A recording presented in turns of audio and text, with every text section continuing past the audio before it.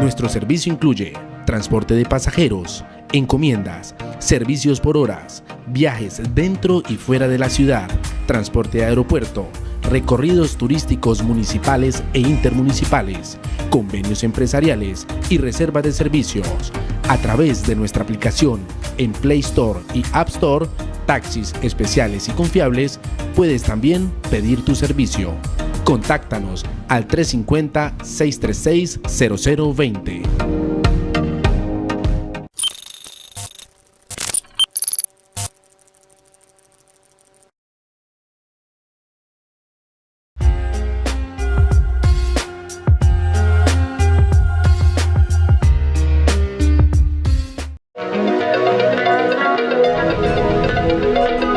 El siguiente programa es apto para todo el público. No contiene escenas de sexo ni de violencia.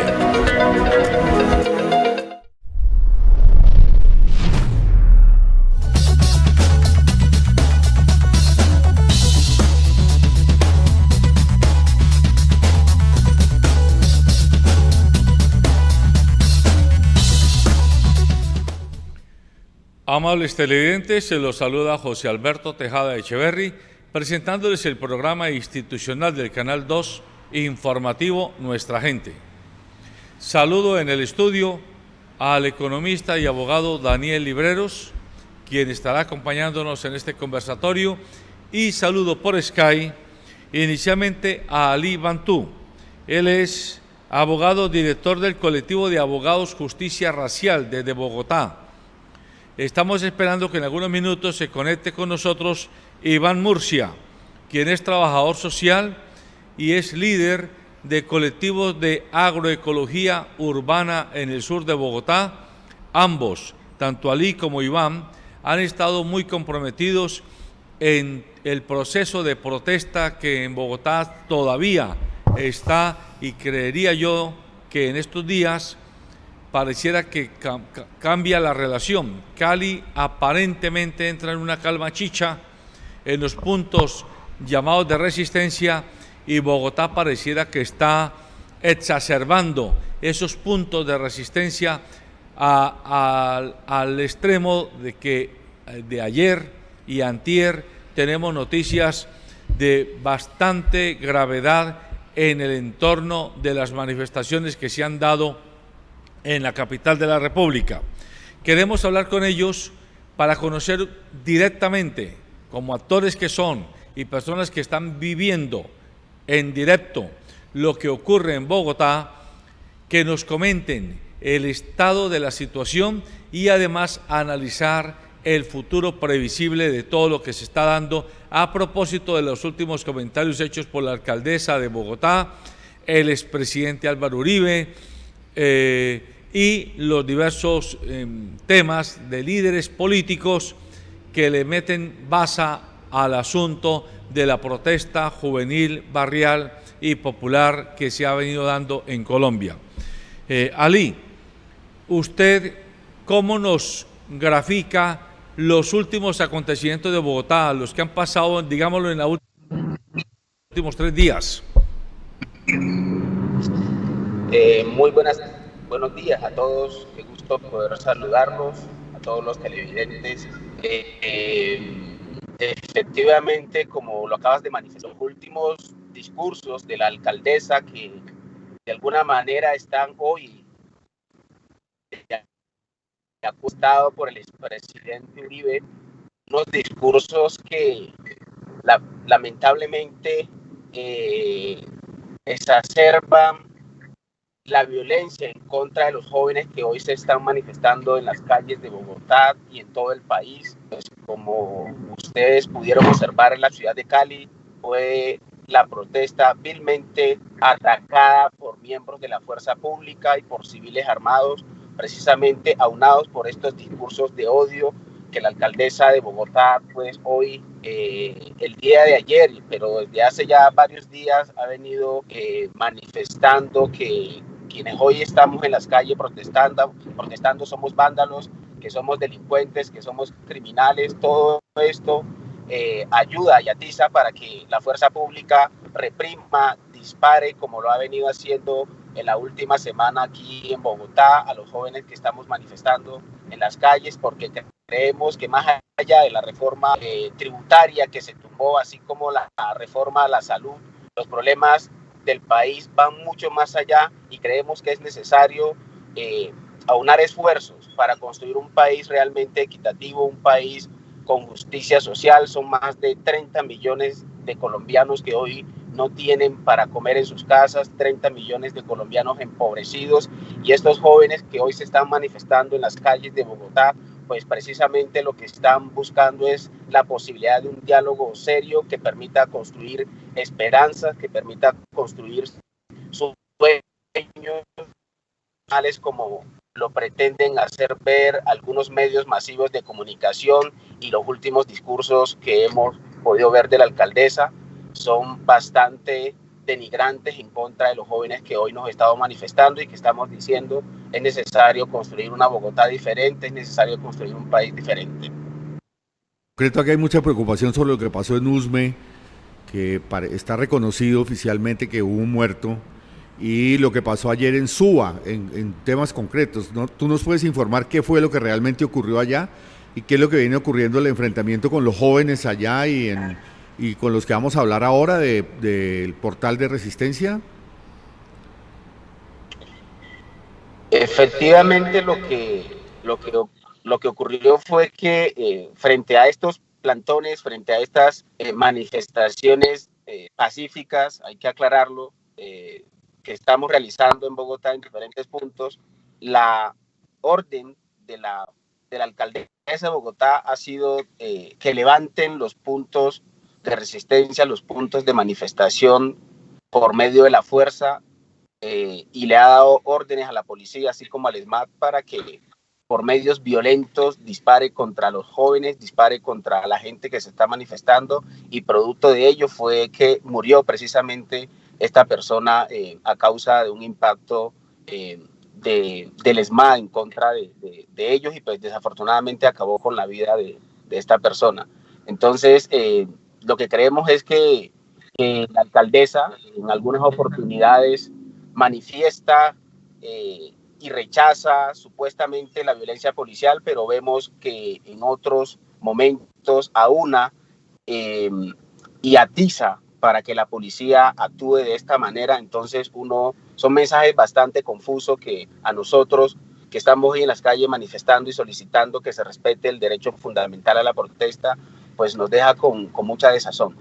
Entonces, es lo mínimo que estamos pidiendo. Lo primero es que se generen garantías para la protesta pacífica en Bogotá, que se generen garantías reales para un diálogo serio, respetuoso, y que pare la persecución por parte de la fuerza pública, que pare la persecución por parte de la alcaldesa y por parte del gobierno nacional. ¿Qué están haciendo los colectivos de derechos humanos frente a eso? Tú que estás en un colectivo de derechos humanos, ¿cómo están actuando? ¿Cuál es el comportamiento de la fiscalía? ¿Hay detenciones arbitrarias? Acá en Cali hemos tenido esa experiencia en todos los puntos de resistencia. Ayer precisamente nos reuníamos con algunos medios alternativos de los Estados Unidos y expresábamos nuestra preocupación por cómo la prensa nacional, me refiero a los medios masivos de comunicación como El Tiempo, han satanizado, han señalado a quienes venimos defendiendo a los jóvenes que están siendo perseguidos arbitrariamente, que están siendo detenidos arbitrariamente por la fuerza pública, y vemos de alguna manera la aquiescencia por parte, la complicidad por parte de la fiscalía, que no ha hecho otra cosa que copiar esos discursos de persecución hacia la protesta pacífica, y que de alguna manera viene judicializando de manera express a muchos jóvenes detenidos en el marco de la protesta. Nosotros lo que estamos exigiendo son garantías para nosotros poder seguir defendiendo el derecho a protestar en Colombia, el derecho a manifestarse en Colombia, y que no judicialicen a los jóvenes de manera express como lo están haciendo con unos cargos totalmente exagerados de lo que realmente en las calles. Ya, Ali, Bogotá, digámoslo, como todo el país, lleva 2 meses, pero en los 2 meses la resistencia y la tensión en Bogotá ha sido como una especie de fuelle.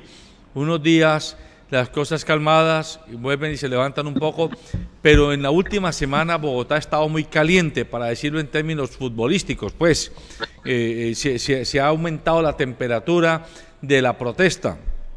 ¿A qué atribuye usted el que mientras en Cali aparentemente hay una especie de calma chipcha, donde los muchachos han decidido parar los bloqueos y entrar a lo que llaman una estrategia de barrio adentro, en Bogotá pareciera que, por el contrario, comienzan a radicalizarse los puntos de bloqueo? ¿A qué lo atribuye usted? ¿Qué explicación hay? Recordemos que el año pasado la fuerza pública en Bogotá asesinó cerca de 13 personas en el marco de precisamente de unas protestas en contra del abuso policial. Eso generó muchos de protestas en la ciudad de Bogotá, y que veníamos e iniciamos este año con toda una serie de atropellos por parte de la fuerza pública, y que a partir de allí, el 28 de abril, que iniciaron las protestas en Colombia, pues en Bogotá veníamos precisamente de ese proceso y de asimilación de alguna manera de toda esta brutalidad policial, y fue necesario retomar esfuerzos, fue necesario respirar, fue necesario repensar cómo íbamos a organizarnos nuevamente para la protesta en Bogotá, y digamos que había cierto cansancio, cierta desesperanza, cierto desdén de la gente, y que hoy fue necesario de alguna manera retomar esos esfuerzos, a pesar de que en Cali pues la fuerza pública estaba reprimiendo las manifestaciones que estaban en todas las calles, y que pues todos fuimos testigos que en Cali de alguna manera fue el lugar donde pues más se manifestó la gente, y en Bogotá, a pesar de que nos estábamos manifestando pacíficamente, pues la fuerza pública no había tomado estas determinaciones, y Claudia López de alguna manera estaba siendo un poquito garantista con respecto a las movilizaciones que estamos realizando en Bogotá, pero en los últimos días se nota la intolerancia, la intolerancia por parte de la alcaldesa, por parte del gobierno nacional, pero además creemos que esto es precisamente porque ninguna de las exigencias en el marco del paro nacional, en el marco de las protestas que se venían realizando en el 2019, pues se han podido finalmente llevar a cabo. Estamos exigiendo realmente cumplimiento del pliego de peticiones que se hizo a nivel nacional desde 2019, pero además estamos exigiendo cumplimiento por parte de la alcaldesa de cada una de las peticiones que se han hecho a nivel local, que a la fecha no ha cumplido absolutamente ninguna. Es interesante, José Alberto, que se está como desplazando el a conflicto a la capital. El centro del conflicto. ¿Cómo lo estás viendo? ¿Cómo lo analizas? Porque creo que Cali soportó durante 2 meses una embestida muy fuerte, y lo que estamos presenciando ahora es como la protesta sigue todavía como dispersa y eso, pero ha empezado a tocar puntos claves de Bogotá, ¿no? No solo de Bogotá, sino de Pasto, de Popayán. Correcto, Pereira. Barranquilla. Pereira, es decir, tumbaron ayer la estatua de Colón. Correcto. O sea, el malestar está. El malestar está, y yo diría, Ali, para conectarme de nuevo contigo, que como dice Daniel, pareciera que el centro, que esto es como una carrera de ciclismo. El liderazgo, llamémoslo así, en cuanto a la magnitud de la protesta, lo tuvo Cali hasta estos 2 meses, pero pareciera que ahora comienza a haber un relevo, y pareciera que Bogotá, Medellín, Barranquilla comenzaran a tener ese liderazgo o esa preeminencia de la protesta social. ¿Usted coincide con eso? ¿Cree usted que esto obedece simplemente a dinámicas de coyuntura, o podríamos decir que es, digámoslo, hay algún tipo de sistematicidad? Es decir, los muchachos han logrado ponerse de acuerdo para comenzar a hacer relevos en mantener la presión social. Sí, efectivamente, lo que uno puede observar es que las violaciones a los derechos humanos en Colombia se han presentado y se presentan de manera sistemática. La reacción por parte de la ciudadanía, por parte de los jóvenes, por parte de los colectivos, pues son diferentes y se realizan en diferentes momentos. Como te manifesté, el año pasado fue Bogotá la ciudad que más se movilizó en contra del abuso policial, no así Cali.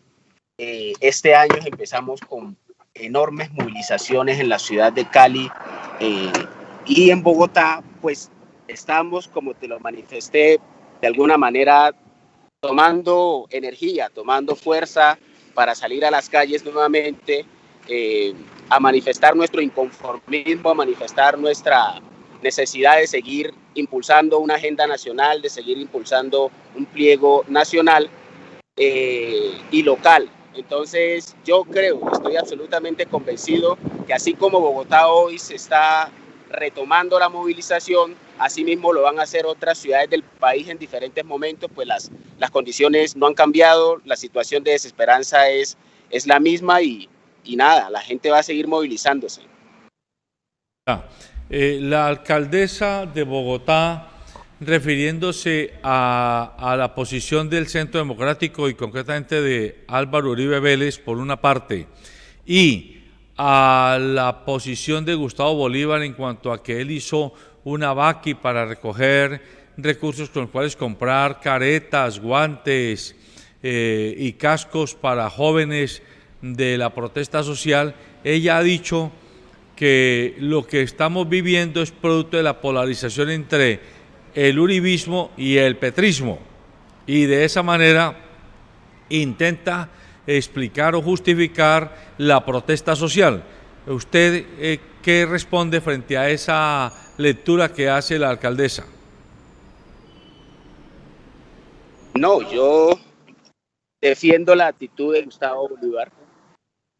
A los jóvenes, en el marco de la protesta del SMAT, de manera sistemática ha venido sacando literalmente los ojos, dejándonos sin vista para que no veamos la realidad que está viviendo el país, para que no entendamos la realidad, pero sobre todo para que no comprendamos que es absolutamente necesario defender el derecho a la protesta social en Colombia, porque es la única manera que tenemos hoy de transformar y exigir una realidad distinta, esta política de muerte, esta política de exterminio absoluto de la población en Colombia, de los empobrecidos en Colombia.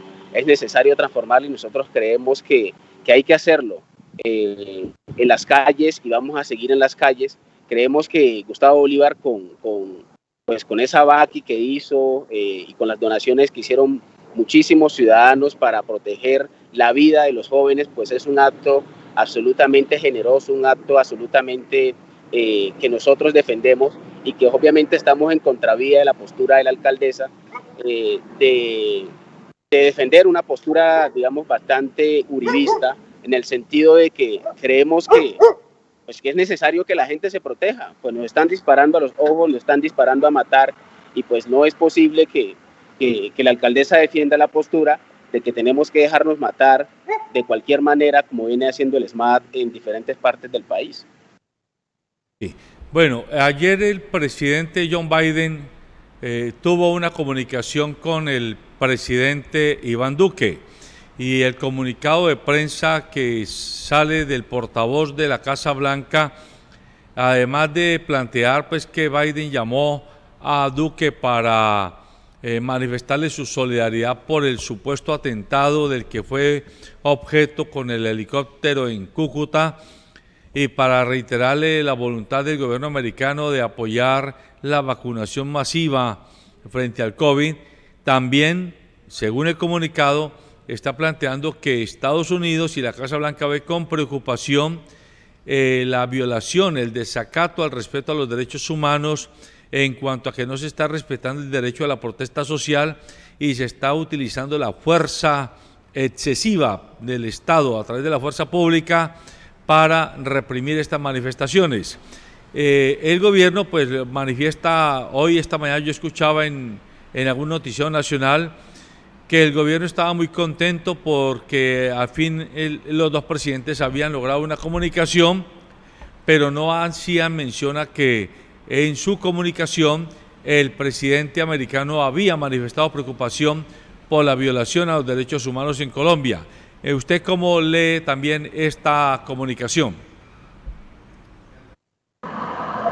En primer lugar, yo creo que el gobierno americano debe tomar una postura seria, respetuosa con los colombianos, con respecto a la financiación del gobierno de Estados Unidos a la fuerza pública, pero no solo la financiación del gobierno de los impuestos que pagan los americanos, que hoy se está utilizando para matar, para comprar armas y para formar a unos policías, a un SMAT, a una fuerza pública que está literalmente exterminando y asesinando, desapareciendo, violando a mujeres en los CAI de policía, y que es absolutamente necesario que el gobierno americano se pronuncie al respecto y sobre todo que pare la financiación a la fuerza pública, puesto que con los impuestos que pagan los americanos aquí en Colombia se está matando a la gente. Entonces,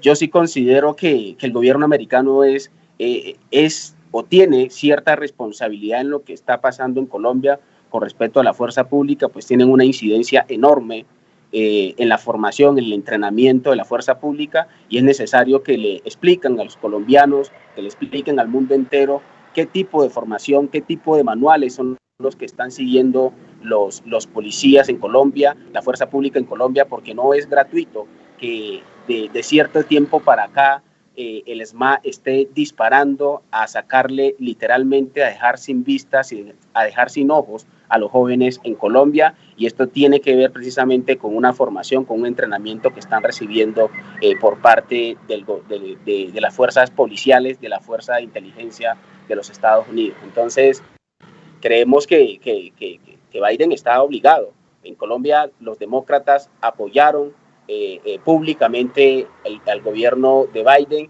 y no es para nada alentador que Biden empiece unos diálogos con un gobierno absolutamente criminal como el gobierno de Duque, que no ha hecho otra cosa que de alguna manera normalizar lo que está pasando en Colombia, y creemos que ellos deben y están en la obligación de manifestarse, así como el Congreso de los Estados Unidos, que ya hay unos congresistas que se han manifestado y están diciendo que van a exigirle a Biden que es necesario revisar la financiación del gobierno de los Estados Unidos, del Estado americano, a favor de no solo de algunos países de Centroamérica, sino también a Colombia.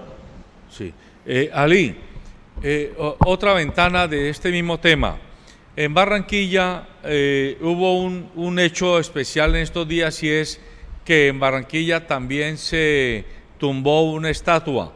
Y pues ya es como el cuarto o el quinto evento donde en el marco de toda esta protesta social que se ha venido dando en el país, se comienzan por un lado a resignificar lugares en diversas partes del territorio, y por otro a erradicar, a quitar del espacio público emblemas como por ejemplo las estatuas generalmente de conquistadores que teníamos como las estatuas de mostrar en el país.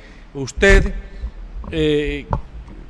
frente al hecho de que la estatua de Colón, el hombre al que se le debe el llamado descubrimiento de América, haya sido retirada de Barranquilla, ¿qué le significa? No, es uno de los logros más importantes de estos momentos históricos que está viviendo el país.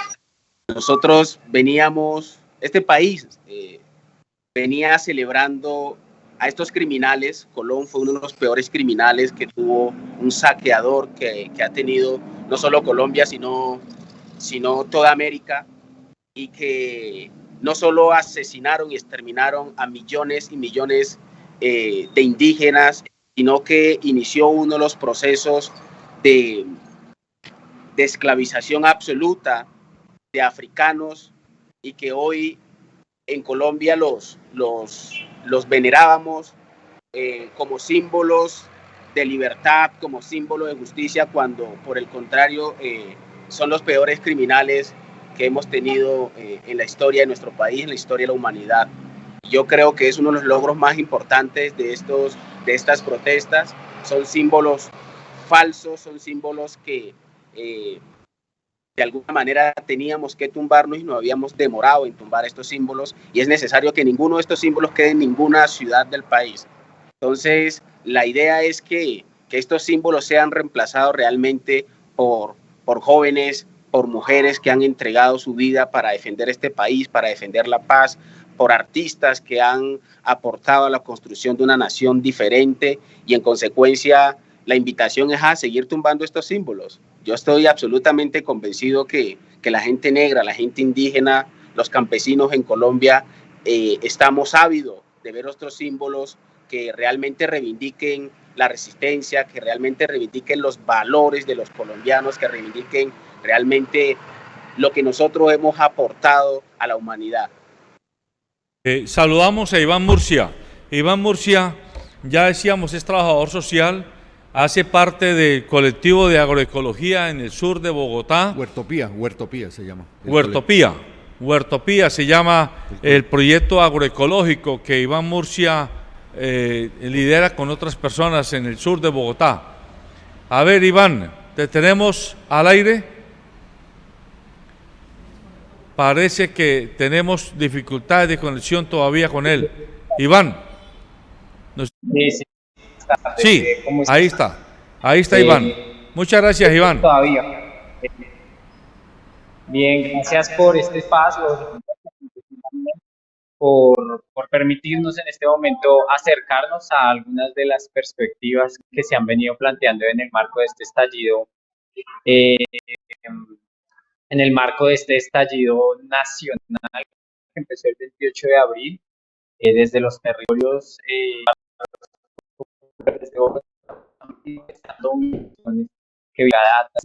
décadas de varios años en torno a la construcción de propuestas agroecológicas y de esta crisis, no solamente ambiental, sino civilizatoria de la humanidad, y que hoy pues se vuelcan en un proceso de movilización muy grande.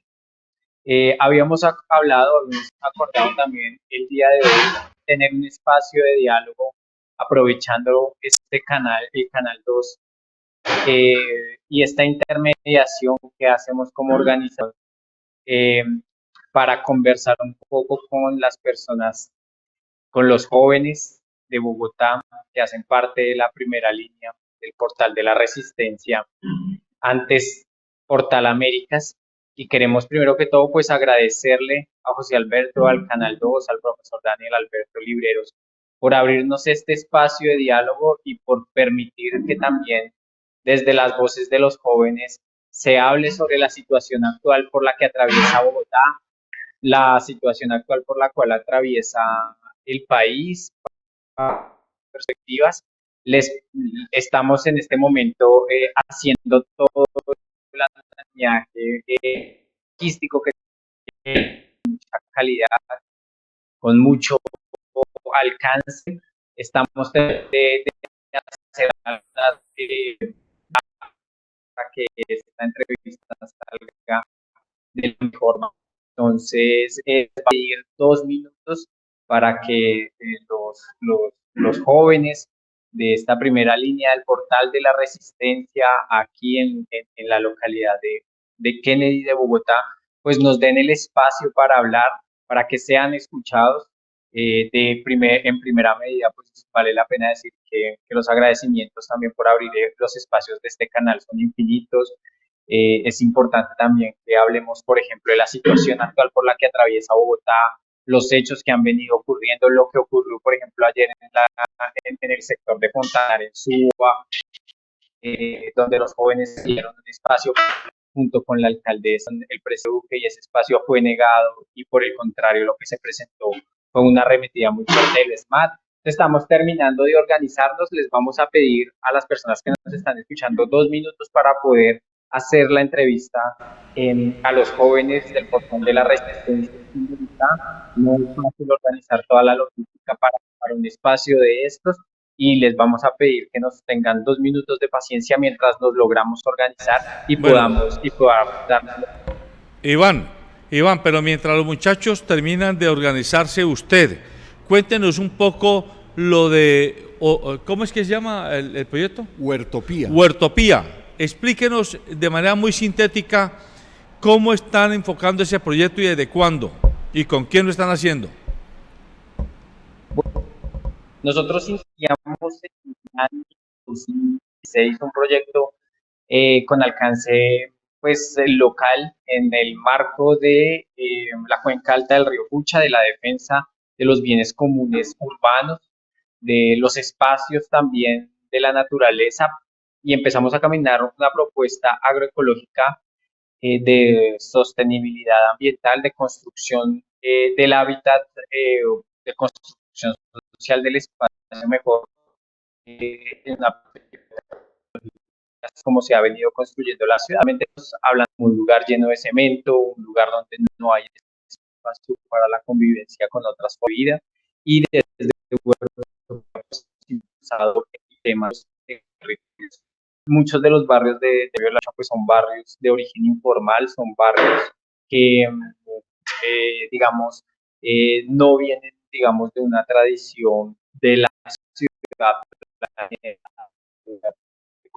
por el contrario, muchos de estos espacios han sido autogestionados por los mismos personas habitantes de estos territorios, y además pues con unas características muy interesantes. Por ejemplo, pues en esa zona de Bogotá hay pasa el segundo río más limpio, digamos, más importante de Bogotá, que es el río Pucha, pero además con unas condiciones ambientales de altísima calidad, que lo hacen, por supuesto, un lugar llamativo para los habitantes. Entonces, por ejemplo, en el río Pucha, en esa zona, pues todavía se puede pescar, todavía se puede no bañar, digamos, la calidad del agua es muy buena, y además está protegido, lo digo protegido porque han sido los habitantes los que han defendido los territorios, está protegido por los barrios populares, barrios de origen 1 y 2, que en este momento están planteándole a la ciudad, están hablándole a la ciudad sobre la importancia de construir formas y construir territorios acordes al ecosistema al cual se deben, es decir, acorde, por ejemplo, al bosque alto andino, que es característico de la ciudad de Bogotá, a los cerros orientales, a las cuencas hídricas, es decir, es una forma de planeación urbana desde lo local, desde los microterritorios, que van, por supuesto, en contraposición a las lógicas de organización de la ciudad tradicionales desde arriba, verticales, y que imponen en los territorios formas únicas, usos del suelo. Por ejemplo, es claro que una amplia especulación inmobiliaria, por ejemplo, por las grandes consultas que en este momento se negocio de inmobiliario en la ciudad y que ponen precio al suelo. Frente a esa especulación inmobiliaria, pues, por ejemplo, las formas alternativas de construcción del territorio, las formas alternativas de construcción de barrio popular, pues se terminan convirtiendo en espacios cada vez más importantes. ¿Por qué? Porque la idea de barrio en Bogotá cada vez más tiende a desaparecer, cada vez más la idea de barrio tradicional tiende a disminuirse la idea. Entonces, allí es importante resaltar que frente a esta forma, digamos, por ejemplo, las construcciones de propiedad horizontal, los conjuntos residenciales, son una forma también tradicional, vertical, a 5.000 familias en condiciones bastante, pues digamos, de salud mental, de encierro, con niveles de espacialidad muy pocos, y eso, por ejemplo, quedó comprobado en tiempos de pandemia. Ahora bien, lo que se está proponiendo desde el concepto de ecoterritorio es eso, una construcción desde lo popular, desde el barrio, bajo las necesidades de la gente, con los niveles de espacio que requieren las familias para poder tener una calidad de vida adecuada. Y eso, por supuesto, no lo va a dar el mercado inmobiliario, donde ven en cada metro cuadrado que se puede vender, pues una oportunidad de negocios. Y eso nos ha llevado también a cuestionarnos por qué muchos barrios populares de Bogotá están entrando en procesos de gentrificación, en procesos de cambio de uso del suelo, cada vez más encontramos barrios o espacios naturales como humedales, donde antes se podía hacer algún tipo de ejercicio pues normal, y en este momento pues ha venido cambiando hacia formas tradicionales de planeación urbana. Y bueno, todo el debate sobre la especulación está atravesado también por otras formas de organización. Yo Iván, creo que vamos a pasar ya tenemos a los José Alberto, muchachos. ¿cómo estás? Ya tenemos a los Tenemos muchachos. a los muchachos. Entonces, voy a tomarme unos minutos y vamos a darles paso a ellos para que nos comenten. No, no le entiendo. Que ya que les va a dar espacio, que van a entrar. A ver.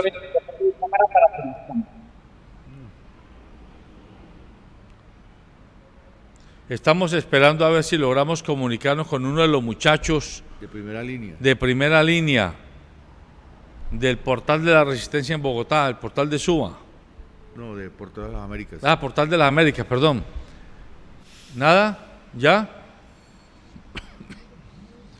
Mientras tanto, volvamos con Ali. Ali, así como está el proyecto de la Huertopía que lidera Iván Murcia, usted con el colectivo de abogados Justicia Racial, uno pensaría que está dedicado a defensa de derechos humanos, violación, agresiones a población civil, particularmente de la comunidad negra, o ustedes atienden solicitudes y necesidades de cualquier tipo de persona afectada por violación a sus derechos civiles y políticos. Fundamentalmente nosotros lo que hacemos es litigio estratégico para la promoción y defensa de los derechos humanos de la población en general en Colombia, pero especialmente nos hemos focalizado en la defensa de los derechos de la población afro en materia de abuso policial, en materia de derecho de las víctimas en el marco del conflicto armado, pero asimismo de las víctimas cotidianas del racismo sistemático, del racismo estructural que vive la población afro en Colombia. Y es así como tenemos cerca de 50 abogados y humanistas que diariamente ponen su granito de arena, ponen su voluntad, su esfuerzo, su voluntariado para defender de manera gratuita a colombianos, a colombianas que padecen múltiples violencias en una sociedad que se niega a reconocer que venimos de un proceso de esclavización absoluta y que aún mantenemos prácticas racistas que impiden el acceso a derechos de gran parte de la población afro en el país, pero no solo de la población afro, sino de múltiples comunidades, de múltiples pueblos que vienen siendo de alguna manera discriminados, y que esto imposibilita que puedan gozar sus derechos mínimos y básicos en una sociedad democrática. Eso es lo que fundamentalmente hacemos, pero además también desarrollamos un litigio estratégico para la garantía de derechos de nuestra población, y es así como en el marco precisamente del Censo Nacional, por ponerte un ejemplo, del 2018, en donde el DANE borró más de 1.300.000 personas afros con respecto al censo del 2005, y el año pasado presentamos una acción popular tendiente a que el DANE garantice los derechos de la población afro, el derecho a ser reconocido, el derecho a ser censado, el derecho a que se le informe al país cuál es la situación de la población afro en Colombia, y que el censo que lastimosamente se realizó en el 2018 pues falta a la verdad, y por el contrario lo que hace es reproducir nuevamente una práctica sistemática de negación de la población afro, y pareciera que esto va a quedarse así si esta acción popular no prospera, una acción popular que la presentamos con toda la esperanza de que los magistrados del Tribunal de Cundinamarca se pronuncie frente a este genocidio estadístico de nuestra población, y que efectivamente se garanticen los derechos del pueblo afro en Colombia. Muy grave eso de que hayan borrado más de 1 millón de afros, porque eso significa en la práctica, para que la gente lo comprenda, que automáticamente se les niegan derechos, por ejemplo el CISBEN, se les niegan derechos como Jóvenes en Acción, se les niegan derechos a subsidios de vivienda, a participación en programas de becas o cosas parecidas en educativas. Mejor dicho, es desconocer 1.300.000 colombianos afros y por lo tanto esas ayudas, llamémoslo así, del Estado pasarían a otros grupos poblacionales en detrimento de una población que lleva 400 años desde que llegó a finales de los años 1500 a América y que han vivido en condiciones de discriminación y desamparo manifiestas durante 4 siglos. Iván, ya estamos con los muchachos. Iván, sí, ahí vemos unos jóvenes. A ver, muchachos. Hola, ¿nos escuchan? Sí, los escuchamos. Listo. Sí, tienen la palabra para... Cuéntenos un poco cómo está la situación vista desde ustedes en Bogotá. Buenos días.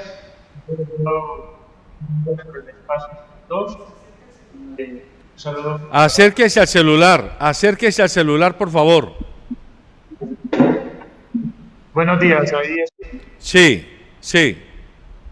Primero que todo, muchas gracias a ustedes, Canal 2, y un saludo a las personas que están escuchando en este momento, que están viendo esto. Bueno, la situación en Bogotá, yo creo que es la misma que en todo el país en cuanto al marco del paro nacional. Es una situación bastante hostil por parte del Estado. La represión que se está viendo en el momento es bastante fuerte. Hay una persecución a las primeras líneas, al punto de que estamos siendo víctimas de desplazamiento urbano. Por los perfilamientos y los seguimientos que se nos han hecho a muchos de los integrantes de la primera línea, se nos es bastante difícil volver a la casa por el peligro en el que estamos poniendo a nuestra familia, las personas con quien convivimos, y pues el riesgo de que en cualquier momento nos capturen o simplemente nos suban a una camioneta y desaparezcan. Ya, mira, ustedes allá en Bogotá, así como aquí en Cali se creó la Unión de Resistencia de Cali, ¿tienen algún tipo de organismo, plataforma o red que los esté como organizando y coordinando? Bueno, de momento empezaron a hacer la articulación con las demás primeras líneas de Bogotá. Eso es algo que le aplaudimos a Cali, la organización que tuvieron, la unión que tuvieron entre todas las primeras líneas. Desafortunadamente acá en el momento no lo hemos podido lograr. Sí estamos en contacto con todas las primeras líneas, mantenemos en comunicación con todos, nos apoyamos entre todos en los diferentes puntos de resistencia, pero como tal, en el momento no hay una organización como la UNRC de Cali, que pues en algún momento planteamos hacer lo mismo acá, UNRC Capital, pero de momento no la hemos concertado. Ustedes en Bogotá han logrado sentarse a la mesa con la alcaldía distrital o con el Ministerio del Interior o con el Departamento de Prosperidad Social del Gobierno Nacional. ¿Hay algún principio de concertación o eso no se ha logrado todavía? No, de parte ha existido toda la unión por todos los medios en la mesa de diálogo y se nos ha negado incluso con el distrito. El gobierno nacional no nos quiere escuchar definitivamente.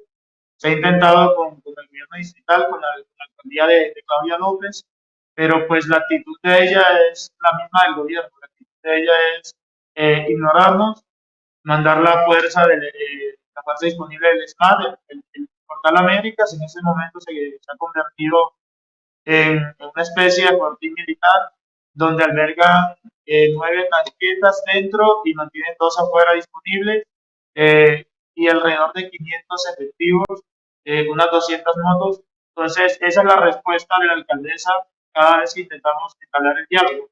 Creo que el gobierno está usando el mismo recurso que ha usado por las últimas, no sé, 50 o 50 años o más, y es el de orillarnos a las vías de hecho. No nos escuchan, no quieren la vía del diálogo. Ellos están tratando de que de que nos vayamos a las vías de hechos todo el tiempo, porque así es como se conforman los grupos en ese país, porque la guerra es el negocio de ellos. Entonces, nosotros no queremos ir a guerra, nosotros no queremos tomar armas, nosotros no queremos las vías de hecho. Si lo hacemos de vez en cuando, digamos, de las confrontaciones con el SMAT, es solo por defender nuestra integridad y sobre todo la del pueblo que protesta, que para eso estamos acá, para defender las protestas. Pero de momento no ha habido, lo hemos intentado de todas las maneras y nos ha impedido. En ese diálogo, ¿qué plantearían ustedes? ¿Cuáles son las reivindicaciones? ¿Qué plantean para los barrios? ¿Qué plantean en general para las zonas donde ustedes tienen presencia? Bueno, realmente, antes del diálogo, lo que estamos buscando. Hola. Aló. Hola. Hola. Hola, hola. ¿Se escucha? Sí, Ahí, sí. ahí. Sigan. De acuerdo. Bueno, realmente tenemos exigencias de poner en la mesa todas nuestras propuestas. Son dos exigencias, son dos garantías de seguridad. La primera es la no judicialización por actos cometidos. Iván, que pueda repetir, no oímos bien la reivindicación, no la oímos bien, es importante que la pueda repetir otra vez. Ok, dos exigencias de seguridad. La primera de ellas es la no judicialización. Antes de sentarnos a una mesa como tal o antes de poner nuestras propuestas, queremos dos garantías de seguridad. La no judicialización por actos cometidos durante el paro, de los que nos acusan como rebelión, sedición, daño al bien público, e incluso nos acusan de terrorismo. Y la otra es pues tener la seguridad de que al movilizarnos, de que al estar en una mesa de diálogo, no va a haber captura, no nos van a desaparecer. En fin, nuestra seguridad. ¿Qué proponemos para el pueblo? Bueno, de momento nosotros dentro del pliego hay pues las peticiones que se hacen a nivel nacional, porque realmente no son peticiones de primera línea, como asuntos de educación, salud, vivienda, mejoras en el empleo. Estamos buscando una reforma policial, pero no como la que hicieron de cambiar el uniforme, sino una reforma donde la policía y las fuerzas militares en general sean vistas de otra manera, no como simplemente instrumentos de guerra, sino que tengan acceso a educación superior, que tengan una mejora en el sueldo y que salga la policía. En ese momento queremos algo y es que la policía salga del Ministerio de Defensa. Para la comunidad hemos planteado muchos tipos de actividades que no se han podido llevar a cabo porque está totalmente prohibido, digamos, en el sector del Portal América hacia alrededor, es totalmente prohibido todo tipo de actividades. No se han permitido hacer actividades culturales, ni pedagógicas, ni de ningún tipo. Entonces, se nos complica avanzar, se nos complica devolverle a la sociedad algo de lo que merece en esa situación. Una de las experiencias más importantes de estas manifestaciones y lo que han hecho las primeras líneas es la solidaridad de las ollas comunitarias y la forma colectiva como el barrio se ha expresado para resolver el problema de la comida y en general el problema nutritivo en esos puntos, apuntando además al mismo tiempo a una solidaridad barrial a futuro. ¿Cómo ven ustedes eso allá? ¿Sí ha habido ese tipo de experiencias? Bueno, realmente sí se ha visto algo que no se había visto anteriormente y es ver la solidaridad y la unidad que ha generado este nuevo movimiento que se está viendo dentro del marco del paro nacional. Hemos recibido el apoyo de muchas personas que también están... Poco, sí, acércate al celular que no se te oye casi, perdona. Acércate al celular como el otro compañero. Y que te enfoque más el cuerpo para que no... Eso, ahí, perfecto. Ahí.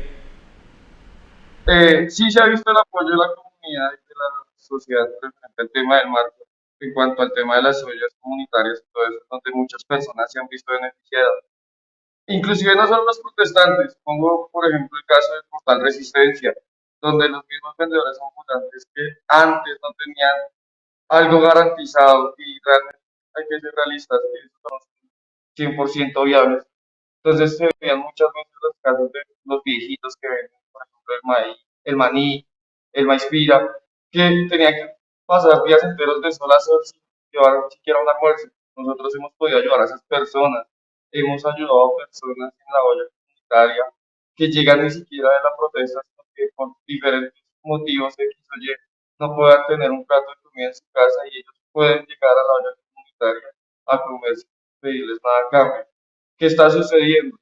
Por las estrategias de la policía de deslegitimizar lo que nosotros estamos haciendo, hemos visto cómo de una u otra manera se está viendo afectado el apoyo de las personas con las estrategias que ellos están teniendo actualmente para dañar y ensuciar el nombre de todo lo que es la primera línea.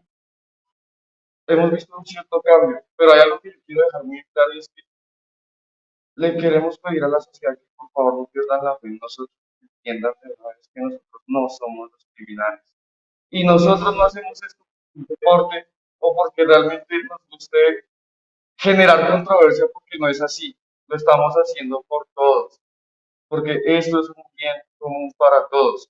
Entonces, si se siguen dejando creer las estrategias de los policías y ese tipo de cosas, no nos van a afectar directamente solo a nosotros, sino a las personas que gracias a Dios se han visto beneficiadas por la olla comunitaria y por las ayudas que hemos podido generar gracias a los aportes de la comunidad. Ya, muchachos, a ver, la pregunta yo se la hice ahora a Ali Bantú, se las hago a ustedes. La alcaldesa de Bogotá ha dicho esta mañana, yo la escuché en un medio nacional, decir que ustedes estaban siendo de alguna manera promovidos por una de las alas de la polarización política del país. Ella se refería expresamente al uribismo y al petrismo y decía que el uribismo estaba mandando a reprimirlos, concretamente lo dijo así, y que el petrismo estaba mandándolos a ustedes a la protesta y casi que auparlos a que mantengan el caos social. ¿Qué responden ustedes ante ese planteamiento que hace la alcaldesa el día de hoy? Bueno, la primera parte puede ser real. Que el uribismo nos esté mandando a reprimir, no cabe ninguna duda. Y el brazo de la represión que tiene el uribismo acá en Bogotá es precisamente López, quien representa los intereses del uribismo en la capital. Nos han vendido el cuento mal armado del centro, del nuevo centro en la política, cuando pues, realmente acá son dos espacios radicales los que toca eliminar, donde no cabe un centro. Ese centro es el brazo de la política siempre en el país. Quien representa la politiquería del uribismo acá en Bogotá es precisamente Claudia López. En cuanto pues a la afirmación que se hace de que estamos recibiendo apoyo del petrismo, pues que nos avise cómo es el asunto, porque nos está vulnerando entonces. No hemos recibido ningún apoyo, ninguna ayuda, ninguna promoción de parte de ningún partido político. Aquí hay que dejar muy en claro que las primeras líneas representan los intereses de los ciudadanos, del pueblo de a pie, porque es el pueblo al que pertenecemos. Nosotros no estamos aliados con ningún tipo de partido político, no hemos buscado alianzas con ninguna bandera, con ningún partido. Entonces, promocionados o por un partido de izquierda es completamente falso. La represión es totalmente real. El uribismo nos reprime y el brazo de la represión que tienen en Bogotá es Claudia López, la alcaldesa de Bogotá. Ahora, yo quiero agregar algo, y es que ni estamos a favor de la extrema derecha ni la extrema izquierda. Nosotros somos ese pueblo colombiano que está mamado de todas las injusticias que nos ha tocado aguantar año tras año, y que, así como dice el dicho, está todo el agua al cántaro hasta que se desborda. Nosotros somos del pueblo, de todos ellos cansados de las injusticias. Así que no se encasillen nada de eso. Agregar las primeras líneas, como tal, estamos moviéndonos hacia la formación de un partido social y político, pero que esta vez es un partido social y político que represente los intereses del pueblo. Es precisamente por eso que no buscamos alianzas con ningún partido reconocido y no permitimos que a nosotros lleguen personas que han participado o que han tenido públicos bajo la bandera de un partido político. Muy bien. A ver, muchachos, Una de las consecuencias que se supone debiera tener toda esta protesta social de ustedes es, como ya dijimos, que se organicen a través de alguna plataforma de carácter nacional, porque, por ejemplo, cuando ustedes hablan de la reforma de la policía, eso no es una negociación que hace con los alcaldes, eso hay que hacerlo con el gobierno nacional. Pero un problema de mejoramiento de escuelas o de cupos de escuelas en una determinada comunidad, eso se hace en negociación con el alcalde distrital. Un problema de unas vías terciarias se haría con el gobernador o gobernadora de un departamento. Es decir, hay niveles de negociación de acuerdo a los temas que ustedes... Y a los territorios. Y a los territorios. Territoriales. Exactamente, eso es un punto. Pero allí surge una inquietud. En Cali, por ejemplo, hay algunos grupos de puntos de resistencia donde han comenzado a surgir, digámoslo, ciertas tensiones, porque la alcaldía y algunos empresarios llegan diciendo: tenemos 100 puestos de empleo, tenemos 100 becas, tenemos 100 mercados, y entonces eso comienza a dividir a la comunidad y concretamente a ustedes, los muchachos, porque pues debiera ser una oferta para el colectivo y no para individuos. ¿Ustedes cómo están manejando ese tipo de planteamientos, si se los hacen, o cómo lo van a manejar? Si les hacen una oferta de 100 becas para Suba, 100 becas para Usme, 100 puestos de trabajo para Soacha, 100 puestos de trabajo para Patio Bonito, ¿cómo lo van a hacer? ¿Van a aceptar que sea individual o van a pedir que sea una negociación con el colectivo y ustedes internamente deciden cómo repartir las cosas? Y una política del conjunto, no una política pública del conjunto de la alcaldía, por ejemplo. Correcto. Una centralización de reivindicaciones. ¿Cómo están mirando eso? Acá se está trabajando muy fuerte en Cali sobre ese tema. Bueno, repito, la lucha de nosotros es por el pueblo como tal. Nosotros no estamos aceptando personas con proposiciones de que hay recursos de la alcaldía. Se te escucha mal. Vuelve a empezar, que no se te oyó, perdona, vuelve a empezar. La parte que acabas de empezar, ¿sí? La parte que acabas de entrar. Acércate más al celular, por favor. Sigue. Sí, ¿Sigue? Ahí. Reiteramos que la lucha de nosotros es por el pueblo. Esto no es una... Hola, aló. Se te escucha lejos.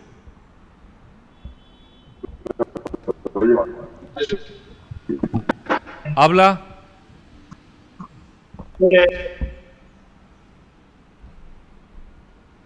Habla. Aló. ¿Aló, escucho? Sí, Ahí, perfecto. ahí, sí. Aló. Ahí lo escuchamos, Sigan. Bueno, ¿me estás escuchando? ¿Me estás escuchando? Sí. Listo, ¿me escuchas? Bueno, correspondiendo a las palabras de mi compañero, con respecto a las mesas de diálogo, nosotros, como reiteramos, luchamos es por el pueblo y para el pueblo. Nunca es una lucha individual.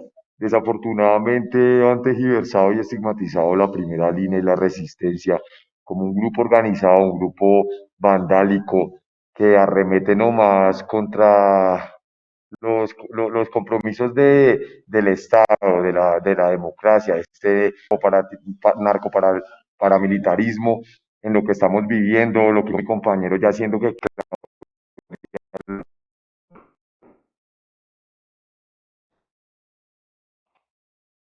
Sigue.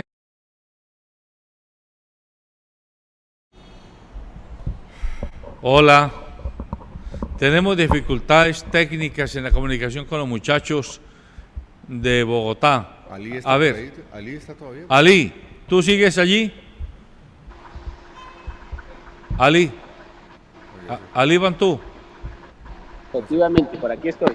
Perfecto, bueno, mientras Jonier y Tete reconectarse con los jóvenes, seguimos con Ali. Ali, a juicio de ustedes, el colectivo que usted representa, ¿qué pasos deben seguir con los muchachos?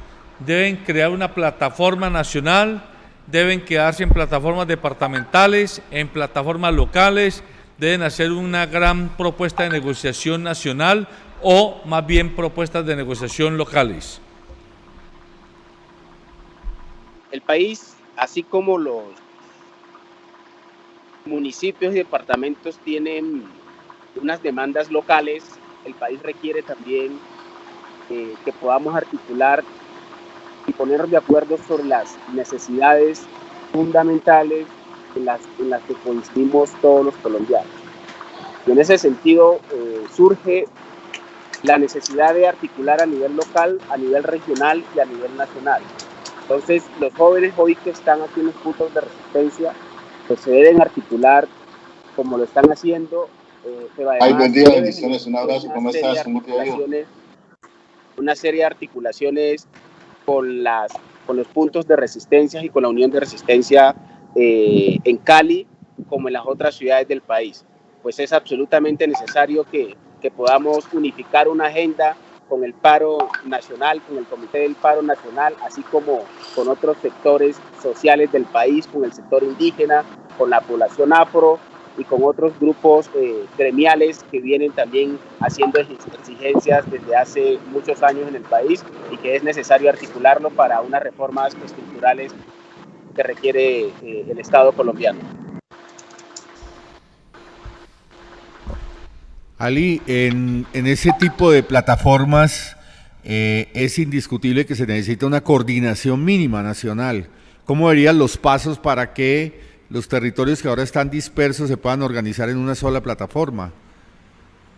Dado que además hay una dificultad con el Comando Nacional de Paro, ¿no? Que los mismos puntos de resistencia no se sienten representados en el Comando Nacional de Paro.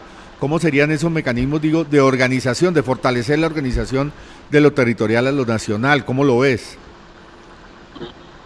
No, yo creo que estas propuestas, estimado Daniel, tienen que surgir precisamente del diálogo, de la asamblea popular, de las discusiones barriales que los jóvenes estén dando, que estamos dando en cada uno de los barrios del país, poder generar propuestas, articularlas a nivel local, pero también a nivel nacional, y que desde allí surja precisamente la forma organizativa mediante la cual los puntos de resistencia se vean representados, vean que allí precisamente se pueden recoger precisamente cada una de sus demandas, cada una de sus formas, como hoy de alguna manera ha desbordado las formas organizativas como venían trabajando los sindicatos, las organizaciones sociales en el país, y que hoy están manifestando que no se sienten recogidos, porque esto, hay que decirlo, desbordó el Comité del Paro, desbordó el Comando del Paro, desbordó cualquier forma organizativa como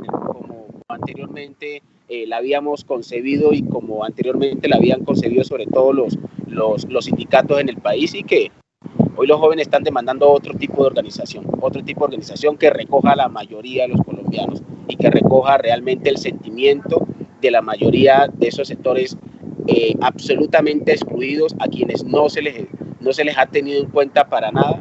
Pues hoy los que están en las calles no necesariamente son estudiantes, no necesariamente son trabajadores, no necesariamente están articulados a procesos de producción, y son precisamente esos jóvenes que han estado por fuera de la participación política, a quienes no se les ha reconocido absolutamente ningún derecho, ni siquiera el derecho a asistir, y por eso la fuerza pública los trata como los trata y los viene asesinando y desapareciendo de esta manera. Entonces, yo considero que esa propuesta tiene que surgir del debate. Es absolutamente necesario articular en un proceso local, pero es absolutamente también importante articular en un proceso nacional una estructura sólida que permita plantear una lucha, plantear un proceso de corto, mediano y largo plazo que realmente impulse las grandes reformas que tiene el país y que necesita el país desde hace años. Afro, por ejemplo, ¿estaría dispuesto a una coordinación de esas o tendría mecanismos para empujar eso, Ali? No te entendí la pregunta, Daniel. El movimiento afro, los afros, ¿cómo actuarían en ese proceso de unificación nacional?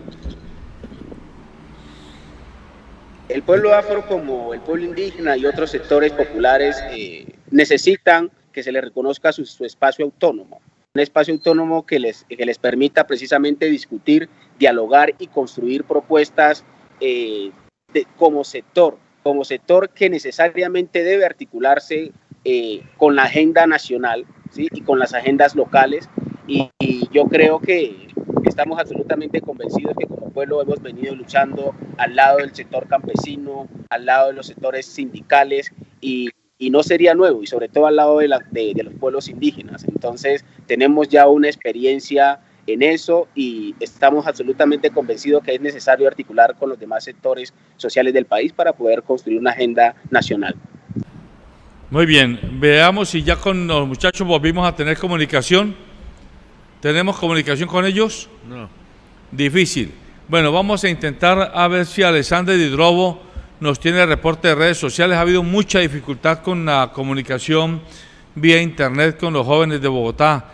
Nos va a tocar hacer un segundo programa más ubicados en otro punto para que podamos hablar y sacarle jugo a la experiencia que tienen los jóvenes y a las propuestas que ellos tienen de cara al inmediato futuro, porque pretendemos hacer programas como este de Barranquilla, de Pereira, de Nariño, Pasto, Popayán, pero pues vamos a tener que revisar cómo nos vamos a organizar en adelante. Alexander Didrobo, ¿está disponible? Así es, director José Alberto Tejada, estamos justamente desde la cabina de SCAN Estéreo realizando este informe de las redes sociales. Muy buen día para usted y para los invitados hoy en el informativo Nuestra Gente, por supuesto también para toda nuestra audiencia que nos ve y nos escucha a través de las plataformas digitales. Inmediatamente nos vamos con ese reporte y esos comentarios que nos dejan a través de redes sociales, nos dicen a través de Facebook. Con todo lo que está pasando, ya vamos viendo cuáles son los verdaderos políticos que nos sirven en el gobierno. El resto sería tumbarlos. Claudia López es uno de esos que hay que eliminar. Más comentarios y ese es a través de nuestro canal en YouTube. Para mí la alcaldesa se quemó desde que se dio sobre la reforma a la corrupción. No era sino para llegar a la alcaldía de Bogotá, es lo que yo pienso. También tenemos audios de oyentes y de televidentes de SCAN Estéreo, unos radicados en Bogotá y otros dando su opinión desde diferentes partes del país, como el que viene a continuación. Buenos días. Medellín está recibiendo una arremetida impresionante de la policía, brutalmente contra los jóvenes en las manifestaciones y con personas de ultraderecha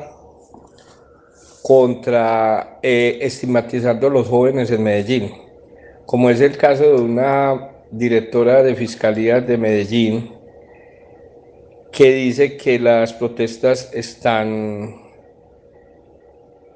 infiltradas. Eso es una completa mentira, eso es un estallido social de la población civil y de los jóvenes, por el hambre, por la miseria, por el abandono de Estado, y el Estado está reprimiendo y asesinando a los jóvenes y desapareciéndolos no solamente en Medellín, sino en Colombia. Entonces, esto no es una mentira, esto es una realidad. El Estado está contra el pueblo. Muchas gracias. Bien, y de Medellín pasamos a Bogotá, donde también hay televidentes muy pendientes de la información que estamos dando hoy en el informativo Nuestra Gente, y aprovechamos también para saludar a los televidentes colombianos que están en este momento radicados en el exterior, pendiente de nuestra transmisión, invitándolo como todos los días también para que se unan a través de nuestro canal en Facebook, YouTube, Twitter e Instagram. Allí nos siguen como @canal2co. El audio que viene a continuación es de un oyente caleño que está radicado en la capital de la República. Bueno, las manifestaciones aquí en Bogotá se han visto sitiadas muchas veces, en muchas ocasiones, creería casi todos los días. Ya se cumplen 2 meses del paro nacional o de manifestaciones, y muchas personas ya no salen con los mismos propósitos de los que comenzaron o por lo que se comenzó el paro el 28 de abril. Muchas personas ya salen por salir, les preguntas por qué están saliendo, o sea, por qué lo hacen o porque se manifiestan, porque marchan, porque protestan y no, ni siquiera saben por qué. Después de las 6 de la tarde muchas personas solamente se paran en los sitios o permanecen en los sitios consumiendo drogas y empiezan obviamente a caldear el ambiente, a subir los ánimos, y por eso comienzan los desmanes, creería yo. Destruyen, vandalizan el transporte público. Casi todos los días hay una estación del Transmilenio nueva dañada. Y lo que no entienden es que las mismas personas de bajos recursos, las mismas personas pobres, por decirlo de algún modo, son las que utilizan ese transporte público y las que tienen que pagar los arreglos del mismo. Entonces, esa es como la situación, ¿no? O el panorama que se ve ahorita. Bien, más comentarios que nos dejan a través de redes sociales. La alcaldesa ya nos peló el cobre. La que estaba en campaña era Claudia López y la que hoy en día gobierna es Nayibe López. Más comentarios a través de redes. Esa afirmación de Claudia trata de deslegitimizar la protesta. Es la estrategia capitalista de buscar culpables sin ofrecer soluciones. Más audios de oyentes y televidentes de Secan Estéreo. Buen día. Los jóvenes no solo se están manifestando en Bogotá, sino en todo el país. Fue cruenta, violenta la arremetida de la policía a través del SMAT, asesinando a muchos jóvenes. Estos jóvenes han perdido mucho en este país con un gobierno narcoparamilitar. Se le han quitado muchas oportunidades. Ya no hay forma de emplearlos, porque las empresas, grandes empresas, se han ido y ya no vienen otras. Este gobierno solo piensa en enriquecer a un grupito de amigos del gobierno, como son los grupos bancarios y empresariales que han estado con ellos siempre, patrocinándole sus campañas y desfalcando al país. Llevamos más de 30 años de un gobierno de narcos y paramilitares en el poder, pero más de 200 años de gobiernos neoliberales. Primero fueron liberales y conservadores y ya después se dividieron esos movimientos políticos en otros movimientos políticos y siguen siendo los mismos con las mismas, robándose en el país. Me voy con el último comentario a través de redes sociales. Gustavo Bolívar es ejemplo de que sí hay buenos políticos. Así como él, hay muchos que pueden representar bien a los colombianos. Ojalá los jóvenes y los colombianos no se vuelvan a equivocarlos y utilizados y maltratados por más de 50 años. Somos más que las pocas familias que se roban las platas de los impuestos del país. No perdamos esa oportunidad de elegir un gobierno diferente. Hasta aquí este informe de las redes sociales. Yo me despido directamente desde la cabina de Secan Estéreo, no sin antes haciéndole dos invitaciones. La primera, para que no se desconecte de la excelente programación que tenemos en www.secanestereo.com, y la segunda, para que nos continúen viendo todas sus ayudas y uniéndose a nuestro link en Baki, que lo encuentran en nuestro perfil en Instagram, Facebook, Twitter y también en YouTube. Un abrazo para todos, que tengan feliz día. Gracias, Alexander. Agradecemos a Ali Bantú y a Iván Murcia que estuvieron con nosotros y a los muchachos que con muchas dificultades lograron comunicarse, digámoslo, a medias en este programa. Pero queremos pedirles a ellos, programémonos para la próxima semana hacer un nuevo programa, quizás ubicando el sitio, ubicando la señal de internet más clara, más potente, porque nosotros nos proponemos a partir de este mes de julio, que comienza mañana, hacer una ronda de programas por el país.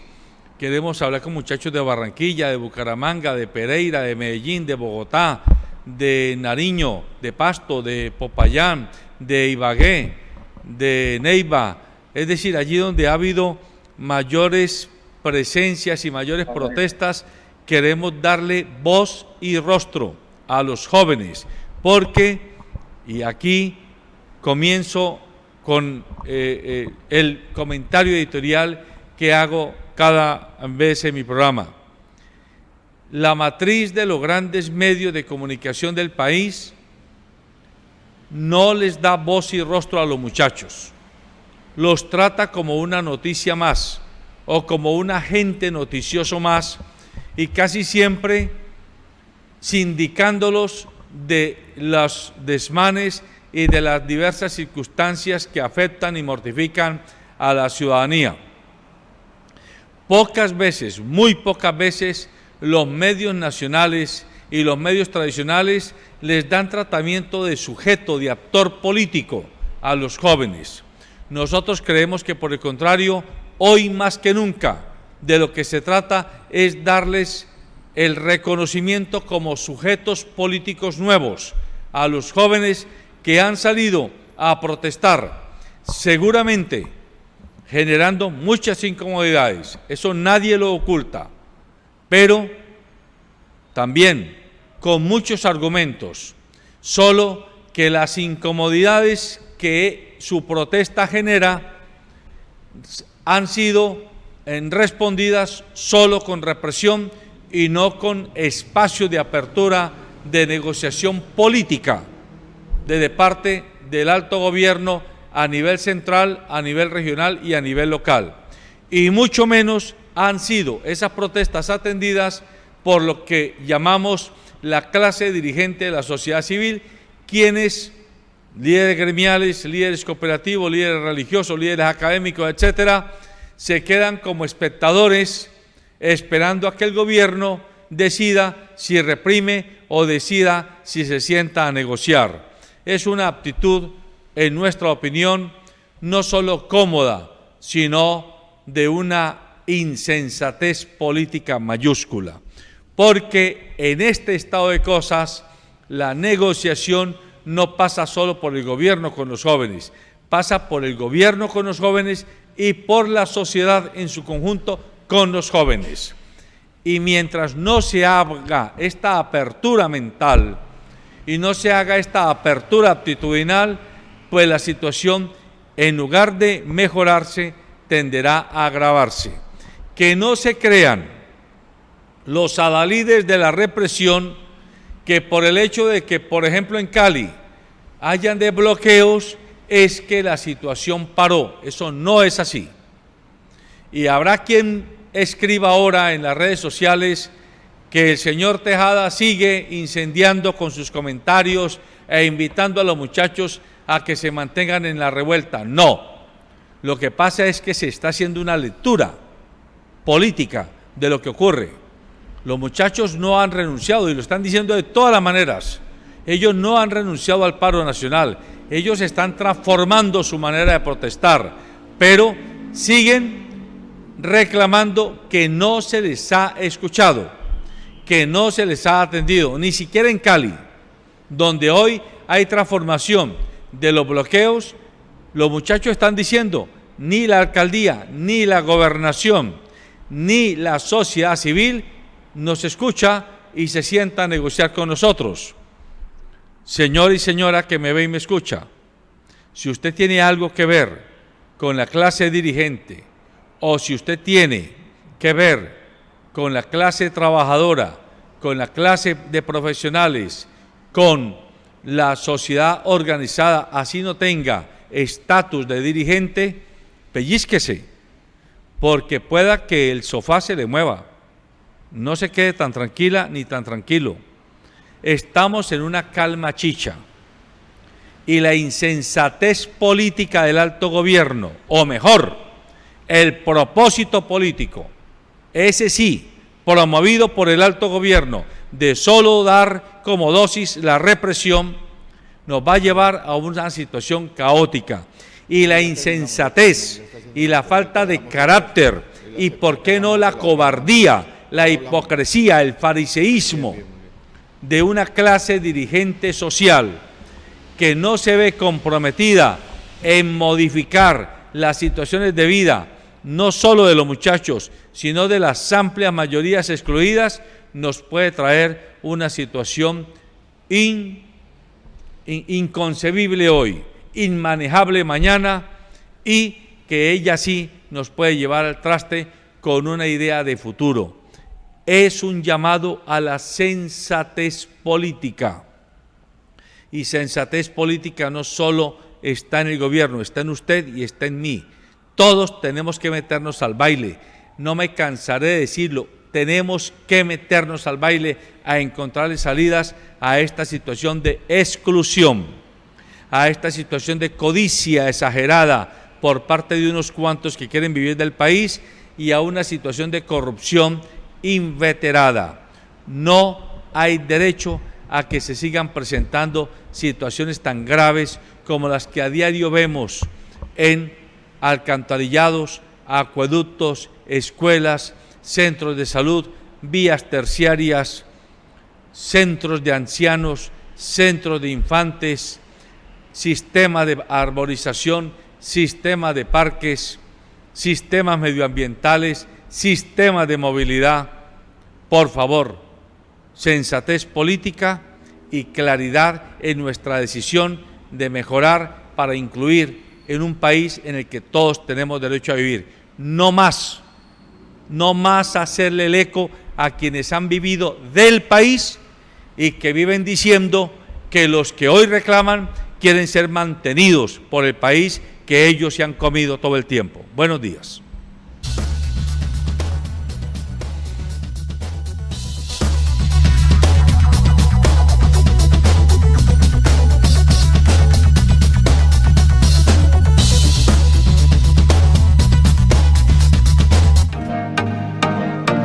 Nuestro servicio incluye transporte de pasajeros, encomiendas, servicios por horas, viajes dentro y fuera de la ciudad, transporte de aeropuerto, recorridos turísticos municipales e intermunicipales, convenios empresariales y reserva de servicios. A través de nuestra aplicación en Play Store y App Store, taxis especiales y confiables, puedes también pedir tu servicio. Contáctanos al 350-636-0020. Llegó el papayazo tributario. Hasta el 31 de agosto obtén el 100% de descuento en intereses de mora en impuestos, tasas, contribuciones y multas de años anteriores. Para más información consulta en www.cali.gov.co.